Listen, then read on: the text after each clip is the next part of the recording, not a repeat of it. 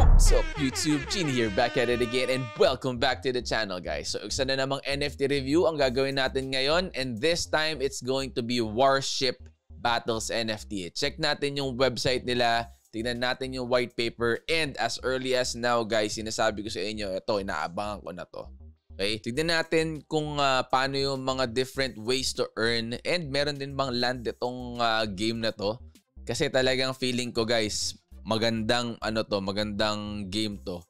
Palagay ko, kung ako tatanungin niyo based dun sa mga nasilip ko kanina, mukhang isa sa magiging top NFT games to pag lumabas. Okay? So if you're new to my channel guys, please do not forget to click that like, that subscribe, and click that bell. Set that to all. That way you will always be notified with announcements, updates, anything and everything NFTs, mga bagong NFT game reviews natin na ginagawa kasi lamang ang nauuna. Okay? Also, every Friday guys, CPD Friday Madness 8 PM. That's together with Professor T-Rex and the Rarities TV and yours truly, Tina De Jos. Okay, so without further ado guys, let's get it on.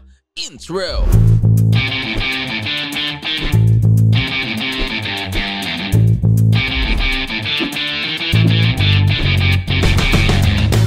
Okay, so this is the landing page of Warship Battles, guys. I will put the link of the website in the description below. That way, isang click nyo lang, nasa website na nila agad kayo.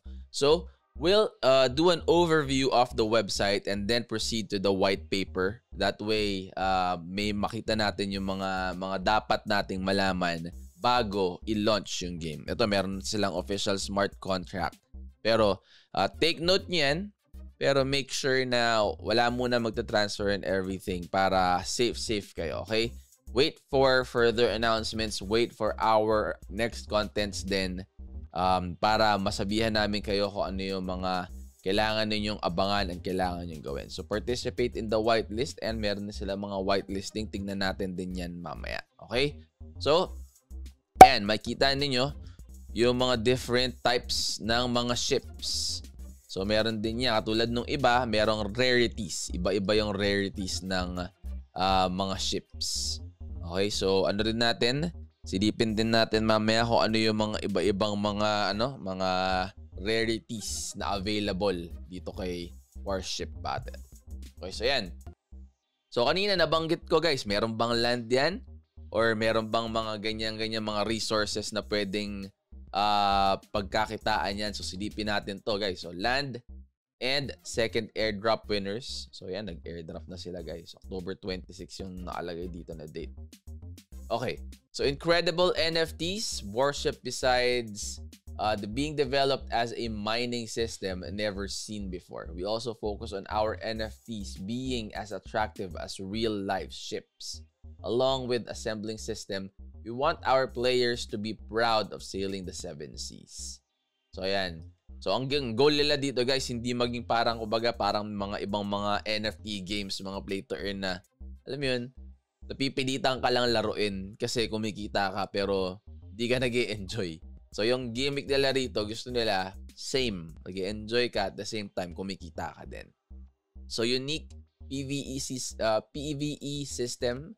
We've managed to create some play-to-earn aspect kind of ambitious on our side as the rewards system varies depending on where you're located in the metaverse.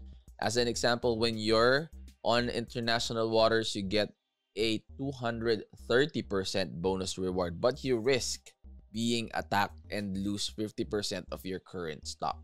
So yan, may mga attacking guys ha. Whether you decide to get into the safety of an island exclusion zone but limiting your earning potential as you are required to pay a tax to the island owner. Island guys, yan yung land nila. Okay? So dito, island naman ang tawag nila. So kung pwede kang mag-dock doon sa island na yon para kumbaga nasa safe zone ka, hindi ka pwedeng atakin. Pero syempre, magbabayad ka dun sa island owner. Okay, so PvP system naman, guys. Ito, makita nyo siya. As the board game, we all know, we want our PvP system to be simple with many possibilities to make it short. We want our battles to be based on skill and not some equation deciding who wins and who loses. Exactly. Yan yung sinasabi ko. Di siya yung palo-palo na pindot-pindot lang. Tapos you leave it all to chances na parang sugal. So sa kanila, based on skill. Okay? Now, you'll be able to pick your ship, when to launch rockets, or even when to turn the anti-missile system on. More news to come. So, very exciting yung system nila about PvP. Malalaman natin kung ano ang gimmick. Sana talaga, guys, okay itong lumabas na to kasi excited talaga ako dito sa game na to. So about the project, Warship Battles is a PvP NFT battle game. We want to introduce to you a new concept of fun and skill-based NFT. Unlike other games out there, Warship Battle focuses mainly on the battles. The more successful you are in the battlefield, the more you can earn. Yan. Warship Battles is based on current world map situating our first season on the Caribbean islands. So yan guys, 10 unique NFTs, 30 lands. Yan. Ay, 10,000 unique NFTs. So 10 lang pala. 10,000 pala. Ayan. Okay. So, sa ano naman tayo? Development team. So, our development team is based in the United States of America, currently formed by 7 members with vast experience in making games, as most of us currently work on gaming studios such as Sledgehammer Studios. Yan yung mga gumagawa ng mga tingnan natin guys ha. Tingnan nyo, pakita ko sa inyo. Alam ko si Call of Duty, merong yan Sledgehammer Games. Ayan, silip guys Call of Duty. So, merong galing sa kanila doon sa Sledgehammer Studios. Siyempre, Supercell. Diba? Sino bang hindi nakakaalam kung sino si Supercell? Before nagkaroon ng NFT, mga play to earn na ganyan-ganyan. Merong Clash of Clans, may Clash Royale. Di ba? Mga Supercell games yon. So, yun yung mga sikat na sikat. Okay? The project started as a side hobby, but with the recent attention to play to earn games we decided to take the next step and make our game a metaverse. Due to our current contractual situation and current US laws regarding cryptocurrency, some members of our team can't be doxxed. However, some of us are looking to travel our families into a crypto-friendly country such as Germany, so our community can know us completely. So, yan guys. Si Jessie, si Tiffany, Melissa, Aaron, Thomas, Rajesh, and Lewis. Yan yung current development team ng Warship Battles. So, yan yung mga nila, partnerships, guys. Okay. So, let's check on, tingnan nga muna natin itong participate in the whitelist, guys. So, yung mga ganyan, guys, again, abangan nyo yung mga whitelisting, yung mga IDOs, kasi dyan, super mura ng token, and then paglabas, super pump, lalo na pag maganda yung game, ay instant super kita kayo dyan. Minsan life-changing ang term nila pagdating sa ganyan. Okay, so yan, may mga dyan, may mga entries. So connect to Twitter, so authorize app, so magkaaroon ka ng isang entry pagka mo yan. So yan, follow on Twitter, follow. Ayan, follow. Okay, so, yun. Meron pang iba. So, niyan, kompletuhin niya para mas marami kayong entries para dun sa Kasi again, guys, ito, limited lang yung ganyan yung whitelist. So, piling-pili ang mga mananalo dyan na pwedeng mag-invest dun sa pinakamurang posibleng presyo ng token. Okay, let's go to the white paper naman. So, yan. Warship Battles is a PvP NFT battle game. We want to introduce you a new concept. Yan yung kanina. Gameplay overview tayo, guys. So, Warship Battles. In order to understand the game, ayan, record ba tayo? In order to understand the game, two terms have to be explained. Exclusion zone and the international waters. So, let's talk about that. So, exclusion zone, within a certain range, within the certain range of an island, all oil mining has to pay a 5% fee to the owner of the island NFT. You cannot be attacked while in the exclusion zone. So, ayan, makikita nyo, yung palibot, exclusion zone ang tawag niya. In other words, safe zone ang parang ganun. Okay? International waters, ibig sabihin, outside the exclusion zone is what we call international waters, where you have 230% oil mining bonus and no mining fee is paid. Pero, you risk the chance of being attacked and parang kumbaga, you get robbed yung na-mine mo, okay? So with that being said, we want to establish the best way to earn and increase your earning potential by being active on the international waters to increase your mining potential and complete the daily quest. Or by traveling to a faraway island with an increased bonus potential. Yan, yun yung niya. So, yun yung gimmick. So, ito. Guys, yung mga Warship, niya? So, each ship is a unique NFT that can be bought, sold, and traded on the marketplace. Each ship consists of the parts which leads up to countless possibilities and combinations. We want to be faithful to the idea that our ships remain as real as possible without making them boring or ordinary. Taking this into account, different systems are being developed that bring us closer to the goal. So, ayan yung niya, guys. Yung 5 parts. Para sobra naman to. Parts assembly, baptism system, ship naming, and fuel refilling, ship types, fuel, speed, and yung weapon. And so, ito sample, guys, nung ship. So that being said, in order to fulfill the objective, we made the decision to put some base stats of having classes or ship types, as this was a challenge to us. We had to integrate these base stats along with the ship's rarities as an example. So ayan, katulad nito. Rare destroyer will have less base stats than a legendary destroyer, which is understandable kasi syempre, 'di ba? Legendary, alam ko naman mas mataas yung rare, 'di ba? So 'yun. So armor is the ship HP, speed, not traveling capability, offensive weapon, the number of weapons a ship can carry, and defensive weapon slots, the number of defenses a ship can carry. So 'yan. Ship types, ito guys, silipin natin siya. We want to have a good playability by complying with the standards of each ship. So each ship will fulfill the function for which it was designed. So may Dreadnought. So si Dreadnought defensive ship, mataas ang HP, parang tanker ang ang dating niya. More defense than offense. Destroyers are offensive ships.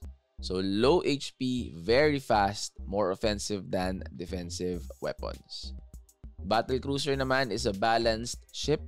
Ayan. So makikita niyo yan dyan. Frigate, balanced ship, medium speed with good HP, with a little more offensive than the defensive weapons. And the corvette. Corvette is offensive with high speed but low HP. So offensive siya and more defensive and defensive weapon slots. Fewer siya. So, yan. So, yan. Makikita nyo, guys. So, battle cruiser, frigate, dreadnought, destroyer, and corvette. Corvette yung pinakamaliit. So, rarity naman, guys. Ito. When we said that each ship is unique NFT, we meant it. So, to not improve the emotion and mystery of knowing which ship rarity you will get, we have decided to add rarities and thus be able to show off your boat with your friends. Ayan, no? You have common. Mapapansin nyo, guys, yung sa gilid niya, may mga may design pagka mas mataas. So, common, rare, and makikita nyo si rare sa gilid. Epic, yan, and legendary. So, right now, 4 ang ang rarities. So, common is all ships. Rare, all ships, meron yan. Epics, dreadnought, destroyers, cruisers, and frigates ang meron. And legendary, yun din. Diba? Baptism system. So, looking to give a release, balikan nyo lang to guys ha, yung mga ano natin, yung mga hindi natin binabasa. 9 maximum amount of characters. You will be able to name, yan guys, your ship, your own ship.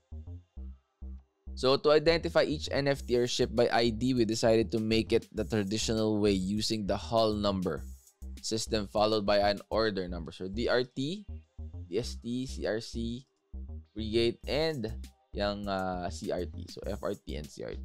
So, as an example, USS Texas, DST-003. So, Destroyer 003. Pangalan niya is USS Texas. Diba?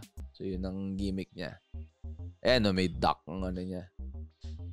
Okay, so, next is parts and materials.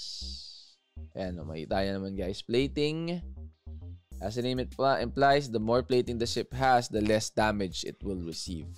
Offensive weapon used to damage enemy ship. Defensive, propellers, yung speed, fuel tanks. Ayan, makita nyo naman dito guys. Ayan. So, from left to right, so yung wood is lowest, titanium is the best. Okay? So, same goes yan sa lahat ng mga nandyan.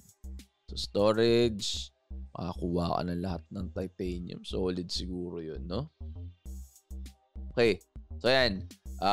Pasadaan lang natin ng konti. Itong materials, wood, vastly obtained within the warship battles either from a shipwreck or from mission rewards.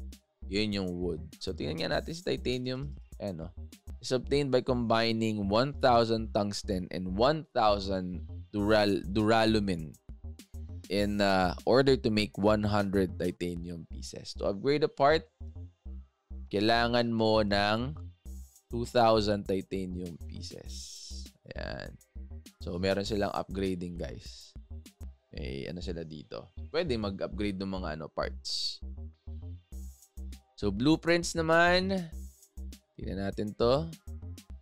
Technical drawings that will explain to the engineers on the nearest shipyard how to build the weapon, propeller, or even the entire ship you are looking to build.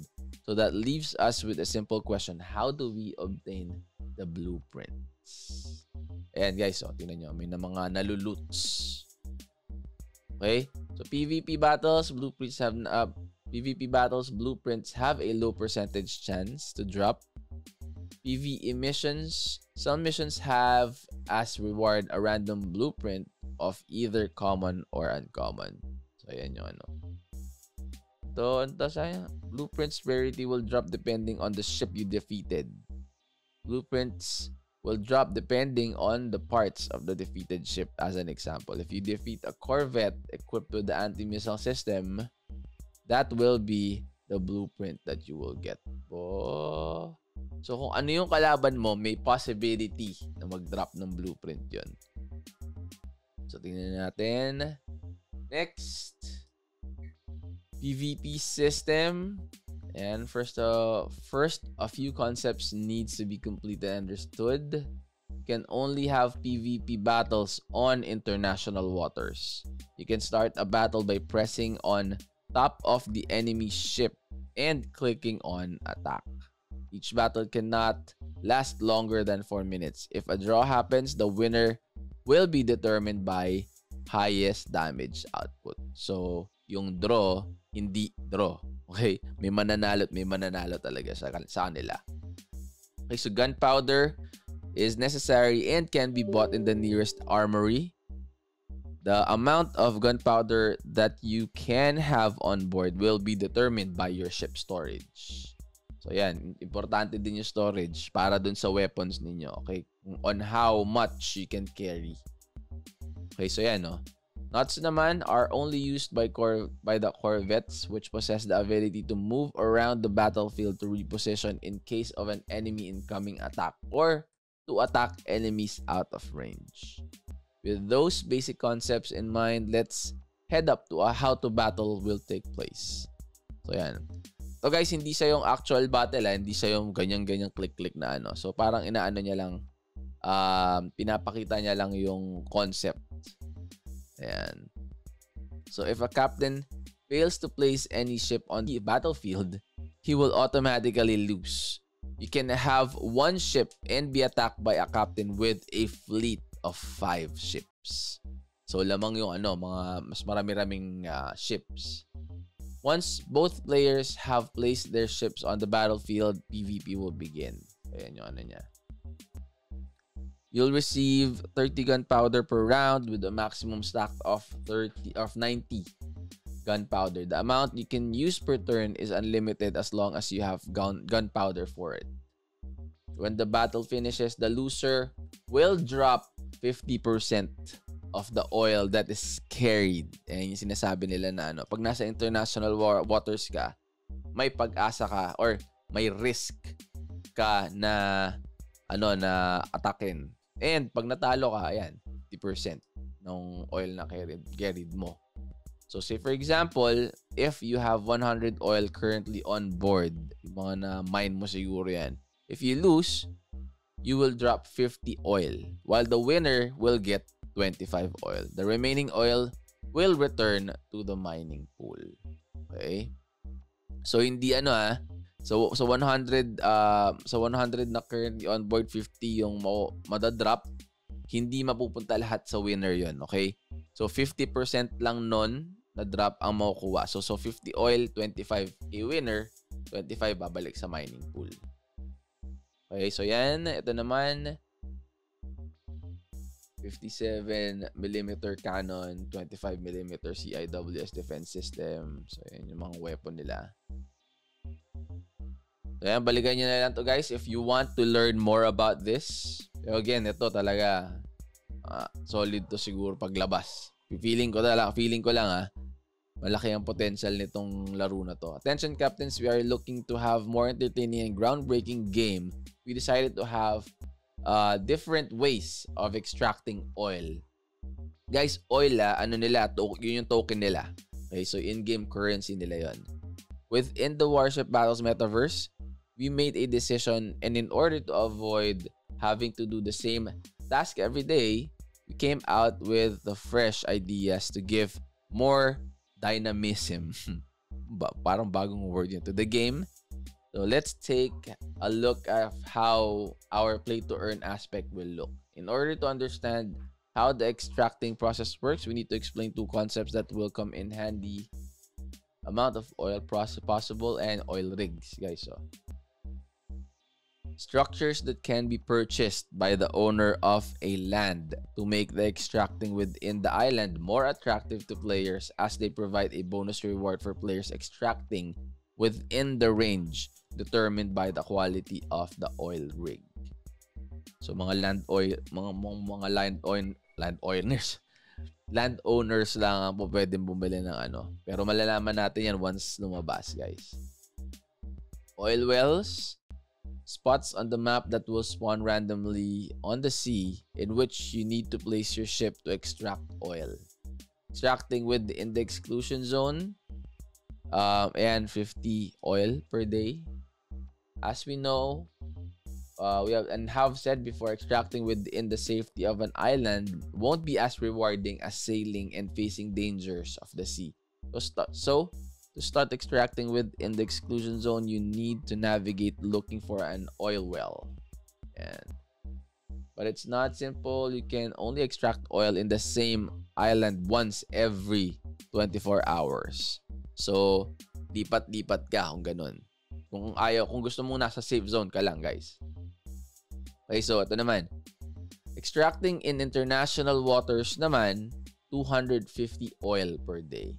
Now we are placed on international waters where our earnings potential is increased. But remember, the higher the risk, the higher the return. Each player will have to navigate the seas in order to find the spawn point of an oil well. Every oil well will be randomly generated, and once you finish extracting one, another one will be randomly generated, but not precisely close. So you would have to find them. Okay? So yan, pag nasa international waters ka, bang nagmamine ka, pwede kang atakin. Okay? So yan, each oil well in international gives a maximum of 50 oil. While you're extracting, yada yada, you extracted 200 oil and some greedy captain defies you to battle. Unfortunately, you end up defeated. Half the oil you are carrying will be gone. So, katulad niyan. You will only be able to mine the remaining 50 oil. Player versus player, 300 oil per day ang pwede naman dyan. So, ito yung importanteng gusto nyo din malaman, guys. Paano mag-withdraw? Okay? So, now that you know how to extract and acquire that precious oil, you need to know how to withdraw it to your wallet. Whether it is to stake, buy new ships in the market, or sell it in Binance for fiat. Okay, so yan. Binance, FTX, Gate.io, KuCoin, PancakeSwap, or any exchange we might be listed in the future. Simple steps have to be followed. So I would assume, guys, na since medyo matagal-tagal na din kayo sa industry, but for new players aspiring to join the play to earn industry, marami naman din tayong mga tutorials. And gagawa din tayo ng tutorial, guys, once nag-launch na yung game and nakapaglaro na tayo. I will create an in-depth tutorial on how you can buy USDT, exchange it to oil, and then from the game, exchange it or send it over back to your exchange. So you need to go to your nearest island and initiate a withdrawal process on the bank, in which you will be requested to input a 2FA, two-factor authentication code, and confirm the transaction in your wallet. And as simple as that, depending on the blockchain speed, you will receive the tokens in your wallet, whether it's seconds or minutes. So two-factor authentication, added security yan, guys. And sa lahat ng mga transactions or mga wallets, exchange, I would strongly advise or suggest that you turn it on. Kahit sa Google Gmail accounts ninyo, turn it on. Importante yan. Okay? So next, return of investment and bonuses. Ayan, guys, importante din to. Like what I always say, pag pumasok kayo sa isang bagay, hindi kayo sigurado or something, kahit sigurado na rin kayo, return of investment muna. Okay? Kung nag-invest ka, kunyari ng 10,000 pesos, laruin mo na. Pag nakakuha mo na yung 10,000 pesos, i-out mo na muna. Balik mo na sa account mo, bulsa mo. Para, diba, hindi ka na kakaba-kaba na baka mamaya wala tong game na to, hindi pa ako nakakabawi and mga ganon. Okay? So, iba pa rin ang sigurista. So, as much as nangangati ka na paikutin yung pera, kasi ganda ng game, ganito, ganyan, ganyan. I mean, it's all up to you naman. It's all up to you. Pero, ako, personally, ang diskarte ko pa din, balik mo muna ROI para, 'di ba? Kung ano man ang mangyari, hindi kayo yung tipong 'di ba? Okay. So 'yun. So ito na. It's not done yet. Don't you wonder if you will have a bonus by possessing more than a single ship? The bigger your fleet, the higher your extracting limits will be. Each common and uncommon ship increases the extracting limit by 3%. Meanwhile, a rare ship increases it by 6%. And epic ships, 12%. Legendary ships increases it by 20%. So we have a win-win situation that the bigger your fleet is, the higher your reward is. Okay? Now, remember that we have plenty of ways to get that precious oil, and daily limit resets every 0-100 hour UTC. So last but not the least, as mentioned a few times, all the numbers are not final until the game releases. However, we have planned return of investment or ROI of 18 days for the higher rarities or dedicated players, and up to 2 months for the lazy players. So, ako, guys, if you are going to invest sa mga NFT games, mga play-to-earn games, I would also strongly suggest that you give it time din. Kasi sayang yung earning potential niya. 'Diba? Instead na natutulog lang yung yung investment mo diyan, why not play it? Or kung hindi man ikaw ang maglalaro, siguro have your trusted someone to play it for you, and then siguro bigyan mo na lang din siya ng porsyento for the effort na paglalaro niya dun sa game. Para at least, 'di ba? Yung sulit naman. Hindi yung tipong naglagay ka lang ng pera diyan tapos makabawi ka lang kunyari, pinabayaan mo na. Sayang naman. Okay? Ito.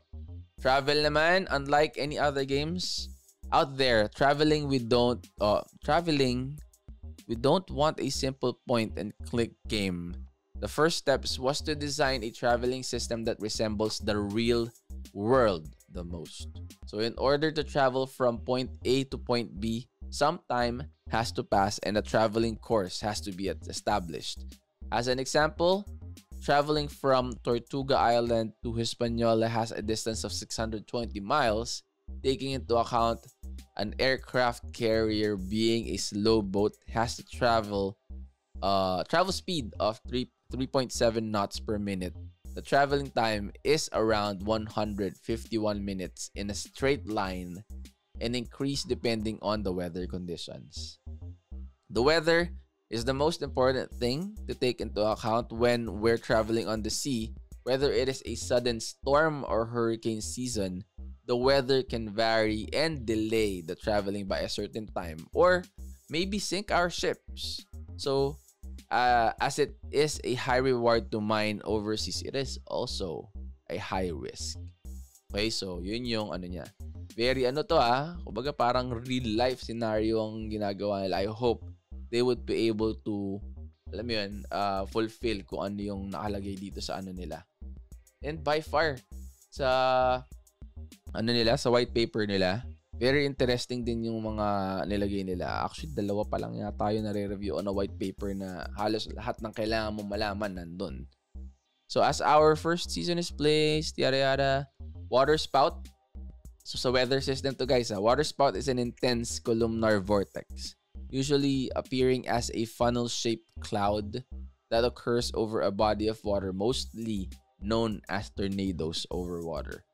So, affecting our ship ability to sail and pulling our ship into certain direction, it can also speed us up by 20% or slow us down by 20% then, depending on the direction the water spout is pulling. Okay, so storm naman.